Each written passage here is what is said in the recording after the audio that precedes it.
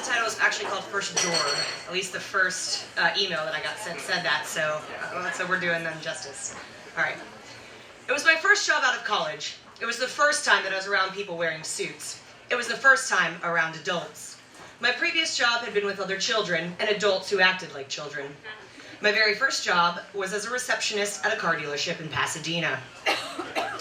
Right off of Highway 225, the kind of place that good old boys from the chemical plants gathered in a slightly hazy showroom just to talk about car parts and drool over the one Corvette that none of the salesmen could sell. I'd moved up from that. I had a cubicle at the age of 23, which felt like a success at an early age. I was hired by a small business owner. I was one of the first employees at a .com that sold picture frames in the year 2000. A new age! I remember when I was a child, I hated getting up every morning for school. I counted the years on my hands until 2000. And how old I would be by then. I would be 23. Which sounded like a freeing in those days, when life was wholly dictated by the clock and by taller people around me. The man who hired me, the CEO, didn't know what to do with me. He was compiling a team, and cheap, smart labor probably seemed invaluable at that moment. He'd wanted a photographer's assistant to help him take product shots, but the way that he saw my sad high school photography portfolio, its highlighted blurry photo with a monarch butterfly that I'd caught drying off after a tropical storm, and had a better idea. "You were an English major? You know how to write?" I suppose I said yes. "I'll find something for you to do." The early days were fun. We were perhaps 10 of us in a large office space. We put together brand new Aran chairs. We picked out lamps, and the business plan was developed, and meetings were held. Lunch was often purchased for us. I started to build up a product database, entering in numbers and classifying types. Yellow, 5x7, whimsical. And the staff slowly grew. A handsome business manager here, a more handsome PR flack there. We were offered the perks that the .com era had promised. Tuesday, chair massages, and watching our CFO zip around on an office razor scooter. Watching the business grow from inception was not something that I expected to care about in my life, but it was nice to be a part of what felt like a growing endeavor. It was my first taste of capital success, and it was fun. I thought that it should be mentioned at this point that I hadn't sold a single item. We were running off of venture capital that was surely someone's father's money. Our initial office ran out of space and more staff was added. A stilettoed marketing expert, a jolly warehouse build-out specialist, and a call center manager. So we moved down the freeway a bit.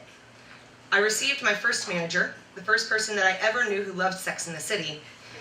She was a writer, and when she wrote, she would do that Carrie Bradshaw sort of tongue thing, curling around the tip of her tongue to her upper lip while she was thinking. I loved her. She was brassy, she was funny, and I entertained her by submitting copy in Halloween fonts and drawing daily doodle of Amy Mann on her whiteboard. We got along great. Oh, but those .com days were fraught. I could tell when the money started to run out. Upper management started to look gray and lined. Offices were dark at weird times of the day, and our cheerful admin was the first to go. We'd have to greet our own visitors. There were no visitors.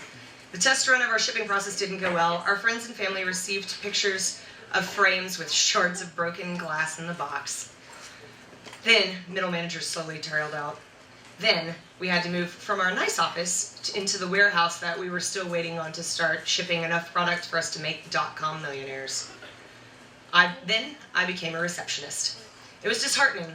I'd gone from upwardly mobile cubicle to hanging out in my cool boss's office to back to the place where I started when I was 17, answering phones and greeting visitors who had become far less jovial in the early days. Most of my coworkers held out hope for as long as they could, but I heard whisper that one day payroll was 6 weeks behind and the managers were working out of the goodness of their hearts. And that's when the crumbling became a swift destruction. It wasn't hard to find another job. I managed to get myself a nice raise while I was at it. I fretted about how I'd tell the CEO of this disaster company that I was leaving. Even after nearly a year, I wasn't good at speaking to him. He lived in one of those giant houses in Memorial, and he had a trophy wife and finely shod children. We came from separate sides of the world, and he made me nervous. The day that I told him, I was wearing a form-fitting shirt and a knee-high length skirt. I felt uncomfortable the moment that I stepped in his office, wishing that I had chosen something baggier and longer. I sat at the chair across from his desk, shook a little, held my hands and fists, and I told him that I was leaving. He smirked. "How much are they paying you?" he asked, as if the only reason that I no longer wished to be employed by his black hole was money. "Oh, it'll be more," I said. I remember him eyeing me as if he had to give his blessing in order for me to leave. I told him I'd work for a few more days to help train someone over the phone that we both knew wouldn't be there in a month. "All right. One last thing, though. Can you pack up that bookshelf?" He'd pointed at a small bookshelf on the floor near his desk. I didn't know what to say. I didn't think I could say no. I walked out of the office to find a box to put the books in and returned. Got on my knees, in my skirt, and started to pack up the books. "Make sure you dust it, too." And so, on my knees, I dusted for a rich man who employed an office cleaning staff and had his own assistant, as punishment for daring to leave his sinking ship.